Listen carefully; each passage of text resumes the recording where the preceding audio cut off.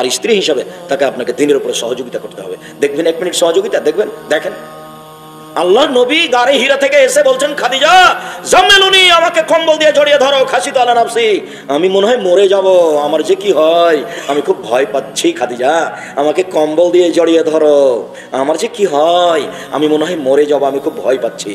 তখন স্ত্রী বলছেন, বলেন কি কাল্লা, কখনো নয়, অসম্ভব, এটা হতে পারে না, আপনি মরে যাবেন মানে কি বলেন আপনি?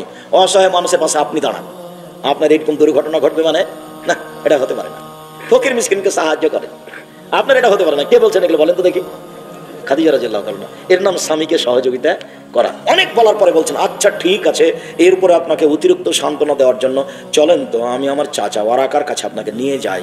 নিয়ে গিয়ে বলছেন, দেখেন তো চাচা, আপনার ভাতিজা এসব কথা বলছে কেন, হঠাৎ করে এসে বলছে আমাকে কম্বল দিয়ে জড়িয়ে ধরো, আমি মরে যাবো মনে হয়, আমি মরে যাবো মনে হয়, এমন কেন করছে? বলো তো মোহাম্মদ, কি হয়েছে? আরে আমি ওই যে গাড়ি হিরাতে বসেছিলাম, হঠাৎ করে টুন টুন টুন শব্দ করে, বেলের শব্দ করে আসলো, এসে আমাকে বলছে পড়েন। আমি বললাম আমি পড়তে জানি না, আমাকে চেপে ধরলো, মনে হলো আমি মারা যাবো, আমি বলছে পড়েন। তা আমি বললাম আমি পড়তে জানি না, কয়েকবার বললো। তারপর আমাকে বলছে ইকরা বিসমি রাব্বিকাল্লাযী খালাক।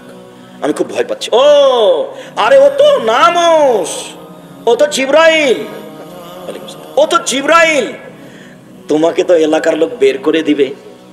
তখন মুহাম্মদ সাল্লাল্লাহু আলাইহি ওয়াসাল্লাম বলছেন, আওয়া মুখরিজি, হ্যাঁ আমার এলাকার লোক আমাকে বের করে দিবে?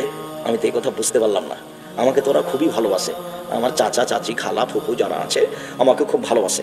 তখন বলছেন, শোনো, জীবনে যার কাছে জিবরাইল এসেছেন তাকে সমাজ থেকে বের করে দেওয়া হয়নি, এমন ঘটনা ঘটেনি, অতএব তোমাকে বের করে দেওয়া হবে, এই কথাই ঠিক। সান্ত্বনা দিতে এসেছিলেন।